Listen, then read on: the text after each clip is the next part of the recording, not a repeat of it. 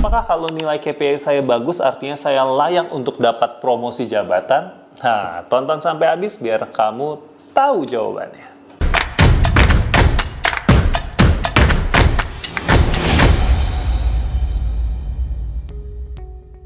Halo semuanya, kembali lagi di channel Tanya Kak Sam. Ini pertanyaan menarik banget ya, kita dapat dari peserta webinar kita.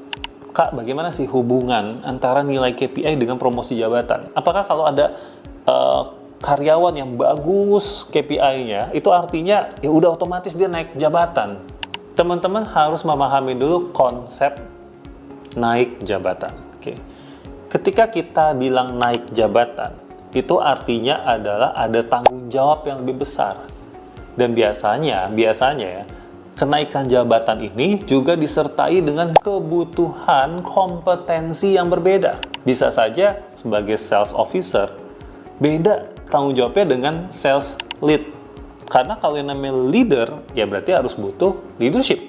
Naik jabatan berarti harus butuh minimal ada leadership skills yang dia harus kuasai. Nah, problemnya adalah kalau nilai KPI kamu bagus, itu adalah nilai KPI kamu sebagai posisi yang saat ini. Dan bisa saja posisi yang saat ini tidak membutuhkan leadership.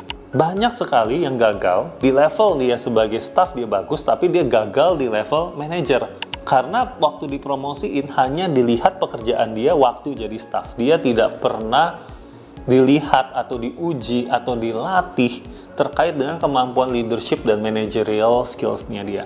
Sehingga dia kelabakan waktu dia dinaikkan jabatannya. Nah, jadi kesimpulannya yang pertama adalah jangan serta-merta menaikkan jabatan seseorang hanya karena nilai KPI-nya bagus. Oke, itu nomor satu. Lalu kedua prinsipnya adalah ketika naik jabatan berarti tanggung jawabnya lebih dan harus kita latih terlebih dahulu. Itu harus diingat, dilatih terlebih dahulu. Oh, tapi Kak Sam, kalau misalkan dia staff nih, kan dia nggak punya anak buah, gimana cara ngelatihnya? Sementara kalau dia naik ke manajer, dia nanti akan manage atau mengatur anak buah. Terus gimana dong? Nah, disinilah kreativitas nih yang harus kita punya. Melatih leadership seseorang, sekalipun dia tidak punya anggota tim. Saya pribadi pernah dilatih oleh mantan-mantan bos saya terkait dengan leadership, sekalipun saya nggak punya anggota tim. Caranya adalah mereka menawarkan ke saya mulai dari jadi ketua panitia outing di kantor. Ya. Nah, di situ kalau saya tolak karena saya takut memimpin, ya udah otomatis saya nggak akan lolos gitu ya. Kebetulan waktu itu saya berani-berani aja. Nah, karena saya berani, ya udah gitu kan. Akhirnya disitulah si bos saya itu melihat bagaimana nih leadership-nya si Sam. Bisa nggak dia mimpin orang-orang yang lebih tua dari dia, orang-orang yang jabatannya lebih senior gitu kan. Tapi ini perkara outing, jadi masih mudah lah gitu ya. Ya, singkat cerita adalah evaluasi ya yang dilakukan oleh bos saya terkait juga dengan leadership. Nggak hanya sampai di situ. Setelah acara outing, di level berikutnya ya saya ditantang untuk menjadi koordinator sebuah program yang sifatnya itu untuk satu perusahaan, untuk 7.000 karyawan. Di mana anggota tim saya itu adalah semuanya orang-orang jabatannya lebih tinggi. Loh kok bisa? Iya, karena ini bukan ngomongin soal struktural. Ya, ini ngomongin soal program. Ya. Dan disitulah saya mendapatkan juga feedback dari orang-orang yang saya pimpin.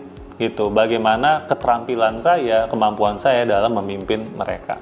Nah, inilah menjadi salah satu valuable lesson. Ya, pembelajaran yang sangat-sangat berharga sehingga sebelum saya dipromosikan saya sudah disiapkan. Oke. Nah, kebanyakan yang membuat orang itu jadinya sulit untuk dipromosikan adalah ketika mereka menolak terus opportunity ini. Ya, mereka menolak macam-macam alasannya. Ada yang takut, takut nggak bisa, takut nggak enak. Kedua mager, males gerak gitu ya. Mager jadi ketua panitia ini, mager sibuk-sibuk begini ya. Udah capek ngantor, udah capek kerjaan yang biasa, yang sehari-hari ya. Yang ketiga adalah terlalu menuntut. Jadi, saya kan job desk-nya bukan ini. Ngapain saya kerjain tentang program ini bukan job desk saya gitu ya.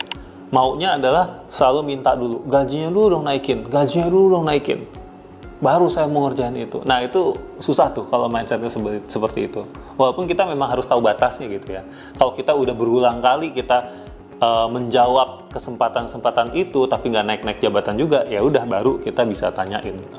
Nah jadi balik lagi teman-teman, jangan sampai opportunity yang ada di depan mata kita itu nggak kita ambil hanya karena kita takut, kita mager, atau kita mindsetnya adalah dapat dulu baru kita beri gitu ya.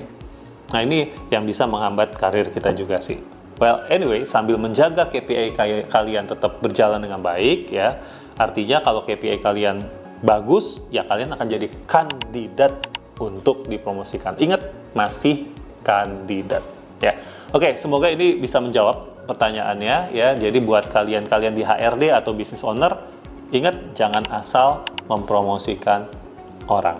Oke, jangan lupa nyalain lonceng-loncengnya dan subscribe supaya teman-teman nggak ketinggalan video-video edukasi seperti ini. Oke, bye-bye.